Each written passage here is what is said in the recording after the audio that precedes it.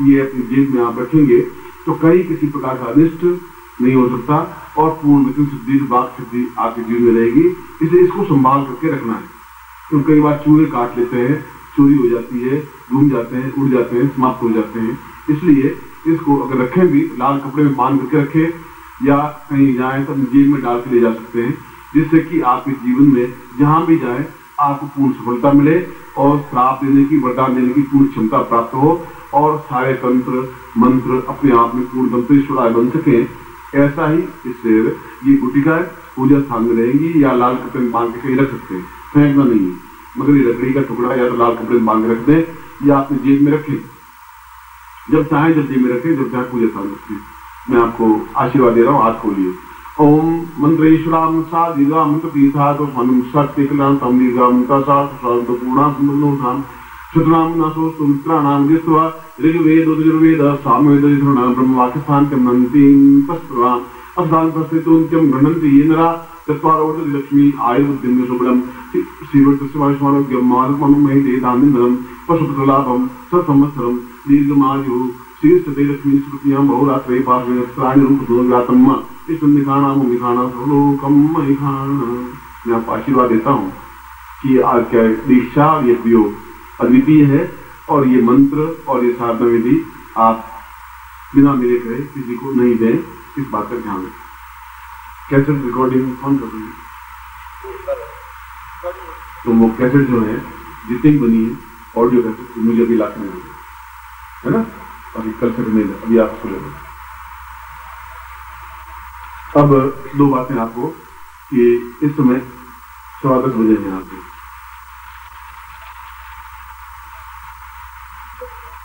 प्रत्येक साधक इस पंचोपचार पूजन को करेगा, लेकिन एक बात है कि जोर से जय घोष बोल के आपको करना है, सामान्य रूप से नहीं।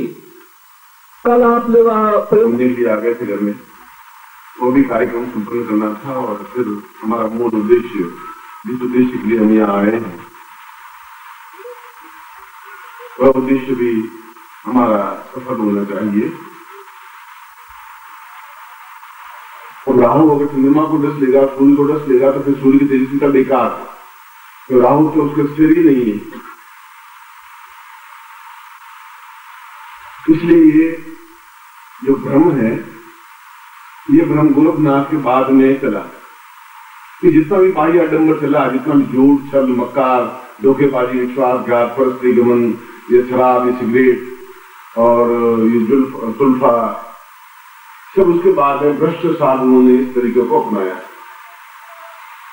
पर ग्रहण अपने आप में एक अत्यंत अद्वितीय मुहूर्त माना गया है और मैंने अपने खुद के जीवन में, क्योंकि मैं साफ कहता हूं कि पंडित कहते हैं पोषण की देखी, मैं कहता आंखन की देखी। पंडित पोष के मुझे लिखा होता है और मैं वो साधना करवाता हूं या कहता हूं जो अपने जीवन में अनुभव किया है। और कई साधनाएं, दुर्गम साधनाएं, कठिन साधनाएं मैंने ग्रहण काल में प्रारंभ की है, क्योंकि साल में 1 या 2 ग्रहण मुश्किल से आते हैं। पहले तो 3 या 4 साल में एक बार ग्रहण आता था। ये आवश्यक नहीं ग्रहण दिखाई दे या नहीं दे, आवश्यक नहीं मुझे अमेरिका यहाँ दिखाई दे या नहीं दे, या लंदन की सड़कें दिखाई दे या नहीं दे, मगर ग्रहण है तो है, समय है तो है, हवा है तो है। हवा मुझे दिखाई नहीं दे रही है, आप हवा को देख नहीं सकते, मगर ये भी नहीं कह सकते हवा नहीं है। देखी हुई देखेंगे तभी हम मानेंगे। तो आप हवा को दिखा मुझे बता दीजिए ये हवा है, आप मुझे बताइए। हवा को आप दिखा नहीं सकते, मगर हवा है ये एहसास हम करते हैं, उसके बिना हम जीवित नहीं रह सकते। इसलिए ग्रहण साधकों के लिए तो वरदान है, योगियों के लिए वरदान है, जो जीवन में उन्नति करना चाहते हैं वो वरदान है, जो संग्राम में विजय प्राप्त करना चाहते हैं वह वरदान है, और जो इस जीवन में प्रत्येक दृष्टि से पूर्ण सफलता चाहते हैं उसके लिए ग्रहण वरदान। और ये सब ग्रहण काल चल रहा है और आज को ग्रहण का प्रयोग भी करवाऊंगा, यदि आप होंगे, मैं होऊंगा या मन में आया तो। मैंने आपको बताया कि पहली बार मैं कुछ प्लान करके नहीं चलता हूँ, जीवन को भी प्लान करके नहीं चला कि पंचवर्षीय प्लान करूं, ऐसा कुछ नहीं करता हूं। जो कह दिया, जो जीवन में आया, जो चिंतन आया, जो विचारधारा आई, जो शिष्यों के लिए जरूरी हुआ, अगर शिष्यों का चेहरा देखा कि हर्षित है, प्रफुल्लित है, उचित है, आह्लादित है, तो मैं प्रयोग संपन्न करवा देता हूँ। नहीं करवा देता हूँ तो ये बात करके रवाना हो जाता हूँ। इसलिए मैं इस बात की चिंता नहीं करता कि मैं आपके मूड के अनुसार चलूं। मैं देखता हूँ कि इनके मन में एक ग्रहण करने की शक्ति क्षमता है कि नहीं। मैं देखता हूँ कि इनके अटैचमेंट प्रेम मेरे प्रति है कि नहीं। ये देखता हूँ कि क्या ये इस साधना को, इस विद्या को स्वीकार करने के इस समय योग्य है कि नहीं। ये मेरी ड्यूटी है कि मैं उनको योग्य बना दूं। इसलिए ये आप मत सोचिए कि मैं इसको कर पाऊंगा कि नहीं कर पाऊंगा, इस बात की मैं चिंता नहीं करता। यह मुझ में मेरी ड्यूटी है कि मैं आपको चीज दे दूं, और जब बीज बो दूंगा तो बीज कभी कभी पेड़ उगेगा ही उगेगा। आज उग जाए तो जरूर नहीं, मगर बीज बेकार नहीं जा सकता। किसान गेहूं बोता है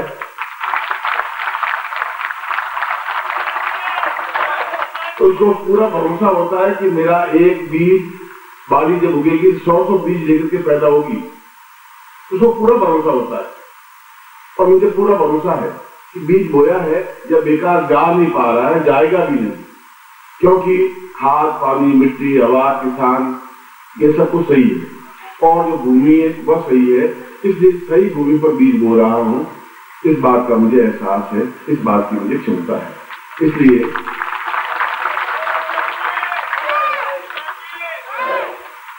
इसलिए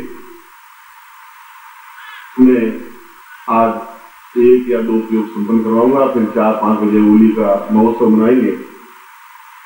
फूलों की होली या गुलाल की होली या जो कुछ जिस प्रकार से होली मनाएंगे।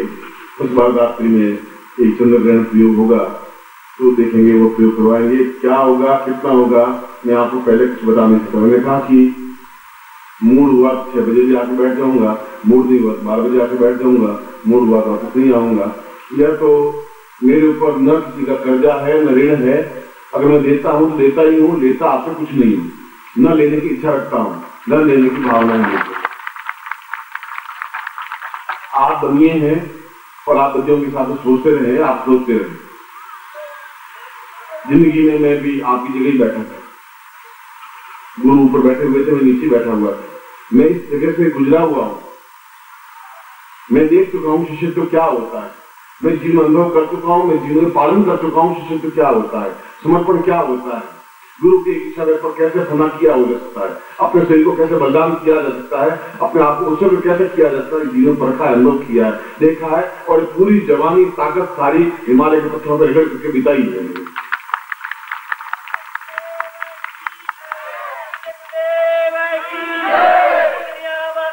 मैं गद्दों और पलंगों पर सोया नहीं हूं, आज भी नहीं सोता हूं।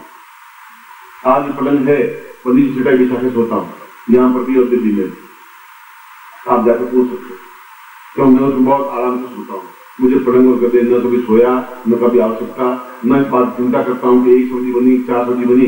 कई बार 6 सब्जी बना देते, मैं 1 सब्जी से खाना खा लेता हूँ। 5 स्टार होटल में भी ठहर जाता हूँ, 3 स्टार होटल में भी ठहर जाता हूँ, धर्मशाला में भी ठहर जाता हूँ। इतना जरूर, इतना घमंड, इतना गुमान मैं रखता ही नहीं, क्योंकि मैं जानता हूं कि मैं क्या हूं। इस बात का मुझे गर्व है और मेरे शिष्यों को गर्व है। इतना ही संतोष मुझे है। बोले प्रभु जी गुरुदेव की, प्रभु जी गुरुदेव की, प्रभु जी गुरुदेव की, मंगलिया माता जी की, प्रभु जी गुरुदेव की, सिद्धार्थ साधक परिवार की। कोटि के योगी हो चुके हैं, नाथ संप्रदाय के अद्वितीय योगी हो चुके हैं। ये नाथ संप्रदाय चला आगे जा, और मैंने बहुत दीक्षा ली थी और नाथ संप्रदाय में भी गया, अवगढ़ संप्रदाय में भी गया, शैव संप्रदाय में भी सीखा, और संसार में 8 महीने रह करके भी वो देखा कि अवगढ़ साधना क्या होती है, वह भी सीखी। ऐसा कोई संप्रदाय, चाहे वो शाक्त संप्रदाय हो, शैव संप्रदाय हो, वैष्णव संप्रदाय हो, उनमें कहीं पर भी मैंने सीखने में कसर नहीं रखी, कठिन तकलीफ देखी। मैं 8 महीने बिल्कुल भूखे रह करके भी साधना की। गंगा में 24 दिन बिल्कुल गंगा में कमर तक खड़े रह करके भी बिना बाहर निकले और साधनाएं संपन्न की। चांदों पर लकड़ियां बांध दी गई, मुझे बांध दिया गया गिरे नींद में, और वह साधनाएं भी संपन्न की। इसलिए ये गोरखनाथ, उसके बाद में धीरे धीरे मुगल काल आ गया, फिर अंग्रेज काल आ गया और हमारा सारा ज्ञान अपने आप में चौपट हो गया और हमारे मन को विभ्रम कर दिया। सबसे बड़ी गड़बड़ ये की आपके मन में संदेह पैदा कर दिया अंग्रेजों ने। और आज भी वो मीडिया इतना शक्तिशाली है कि आपके मन में संदेह मिट नहीं पा रहा है, ये होगा या नहीं होगा, ये सही है गलत है। ये ऐसा कंफ्यूज पैदा कर दिया आपके माइंड में कि पूरा देश इसकी चपेट में बर्बाद हो रहा है। न आप भौतिक दृष्टि से पूर्ण आनंद प्राप्त कर रहे हैं, क्योंकि आपने सही अर्थ में देखा जाए तो भौतिक सुख भी आपने देखा नहीं। भौतिक सुख क्या होता है ये भी आपने नहीं देखा। आपने 5 स्टार होटल तो देखे, 6 star hotel, 7 star hotel, 8 star hotel, 9 star hotel नहीं देखे। और मैं रहा हूं उन होटलों में भी रहा हूं, महीने महीने भटक रहा हूं, वो जीवन भी देखना है। मैंने कल भी बताया था, कल शाम को डिस्को वाली बात बताई थी, तो उनके सामने बताइए, कुछ छुपा करके बात नहीं की, वो उसमें प्रेस थे। मगर कभी भी अपने धर्म को कमजोर नहीं होने दिया। स्वधर्मे निधनम श्रेय पर धर्मो भयावह। अपने धर्म ही श्रेष्ठ है, दूसरा धर्म मेरे लिए भयावह है। अगर मरूंगा तो मैं, गांधी ने कहा है कि मैं सभी धर्मों का आदर करता हूं, मगर मुझे ये गर्व है कि मैं हिंदू हूं, इस बात का मुझे गर्व है।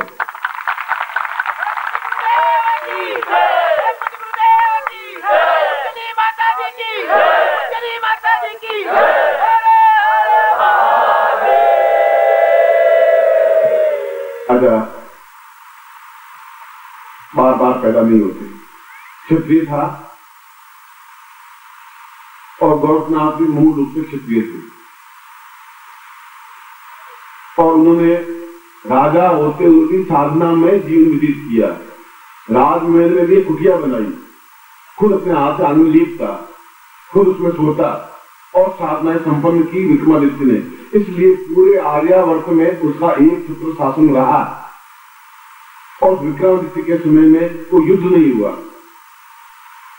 विक्रमादित्य के समय में किसी प्रकार का द्वेष नहीं पैदा हुआ, क्योंकि सारे देश को उसने आबद्ध किया युद्ध के माध्यम से नहीं, साधना के माध्यम से। बाकी कोई राजा ऐसा नहीं हुआ जिसने युद्ध नहीं किया और खून नहीं बहाया हो। एक विक्रमादित्य ऐसा व्यक्तित्व हुआ जिसने खून नहीं बहाया, एक व्यक्ति को मारा नहीं, क्योंकि उस समय युद्ध होते ही रहते थे, एक राज्य दूसरे राज्य पर हमला करते ही रहते थे। मगर किसी राज्य में हिम्मत नहीं हुई उसके ऊपर किसी प्रकार का हमला करे और उसने जीवन एक शानदार जीवन किया, युद्ध में विजयी हुआ, जीवन में विजयी हुआ। और हम जीवन में परास्त हो रहे हैं, हम जीवन में पग पग पर लांछन सहन कर रहे हैं। आप खुद अपने मन में सोचें कि आप पिछले 6 महीने में कितनी अधिक तकलीफों में व्यतीत हुए।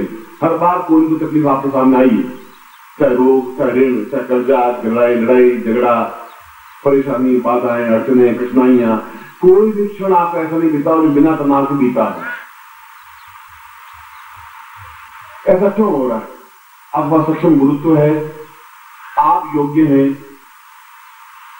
फिर ऐसा क्या है? तो विक्रमादित्य ने गोरखनाथ के पास पहुंचे और अपने आप में अवधूत योगी थे, सही अर्थों में योग के जानकार थे। योग का मतलब है 2 चीजों को मिला देना, चीज दे देना।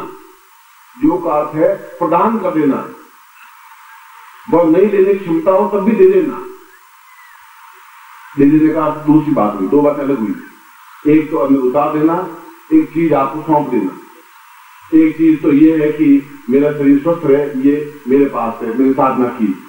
एक ये कि पत्नी मुझे सौंप दी, और पत्नी एक अलग इकाई है मगर मेरी ही है वो। यह योग है, दोनों का मिलने से योग बना। और पति पत्नी उससे अलग नहीं माना, अर्धांगिनी कहलाती है। आधांग मेरा है, आधांग वो है, दोनों मिलकर के फिर एक अंग बनता है। तो विक्रमादित्य ने गोरखनाथ के आश्रम में गया और उसने कहा कि मैं आपका शिष्य बनना चाहता हूं। निर्गुण ने कहा कि गोरखनाथ ने कहा तुम शिष्य बनने के काबिल हो ही नहीं, तुम बनना चाहते हो ये प्रश्न लेकर के आए हो। जिस दिन मैं तुम्हें देख लूंगा, तुम्हें आंखों में देख लूंगा शिष्य हो, अपने आप तुम्हें शिष्यता दे दूंगा। मैं तुम्हारे राज्य में रह रहा हूँ, तुम्हारा कोई अन्न नहीं खा रहा हूँ, खुद अन्न पैदा कर रहा हूँ, खा रहा हूँ, तो ये तुम्हारी मुझे गर्ज नहीं है। मैं तुम्हारी परवाह नहीं करता, मुझे राज दरबार नहीं चाहिए, मैं तुम्हारी चाकरी नहीं कर पा रहा। मुझमें क्षमता है।